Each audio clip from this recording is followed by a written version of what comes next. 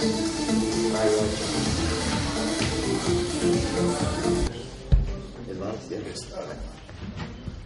dan i dobrodošli u Medija centar stadiona Crvena zvezda na redovnu konferenciju pred naše gostovanje u Kuli.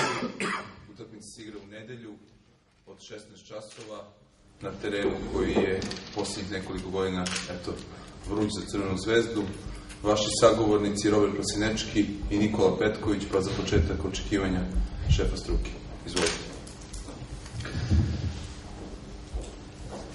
Pa već prije toga smo razgovarali, imamo 3 gostovanja koja smo 2, znači Čačak i Lučane prošli, znači sada očekujemo utakmicu u Kuli gdje po nekim ranijim godinama nije bilo uvijek najbolje.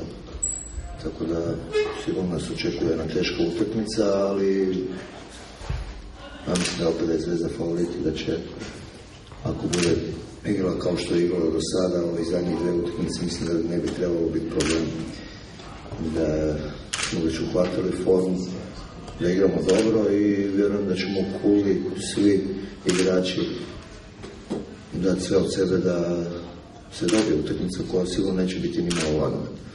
Ali vi dobro znate po ide srce, da sam ja veliki optimist uvijek i vjerujem da ćemo tu utakmicu dati sve od sebe, a ja se nadam na dobrom rezultatu, a dobar rezultat je samo 3 boda za nas, tako da sigurno idemo u Kulu da pobjedimo. Pa dobro, teško utakmica sigurno, kao i uvijek u Kuli, tradicija je takva, ali mislim da ako budemo ponovili igru iz Čačka, mislim da neće imati problema. Sad Kula ima novo rukovodstvo i dosta novih mladih igrača, što sam vidio, i trenera Vinjevića koji je jako dobar trener, ali opet kažem, mi ćemo dati sve od sebe i ako uđemo utakmicu kao u Čačku, mislim da neće biti problema. Pa gledaj, oni su igrali kroz ovih 5 kola kojih je bilo, znači isprednje 4 pobjede, izgubili su samo protiv Partizana i to što je po nekim svim pravilno normalno, jel? Na Partizanom terenu, ali mislim da su jedna ekipa koja stoji jako dobro, koja igra defanzivno, fenomenalno, imaju odličan prekid i imaju odličan polukontru i kontru. Tako da ipak su igrali sa ekipama,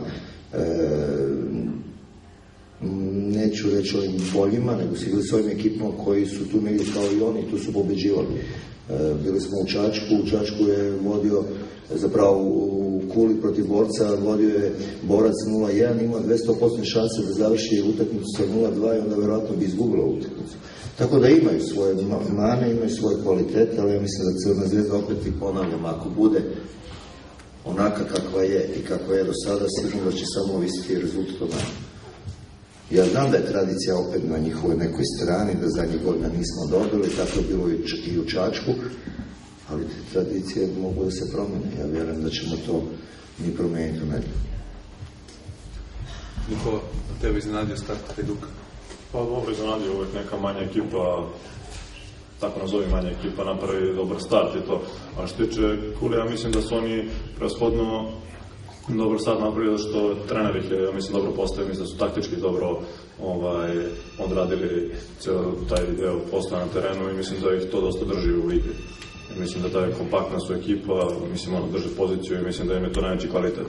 Sad opet mi smo Zvezda i mi moramo da pobedimo i mislim da ako uđemo, opet kažem, kao u Čačku, znači ja mislim da ovo što nije bitno, kao što je šef rekao, mi smo sigurno kvalitetni od njih, ali za nama ako mi uđemo kao u Čačku znači jako tih prvih 15-20 minuta da stavimo do znanje ko je ko na terenu i da neće imati problema.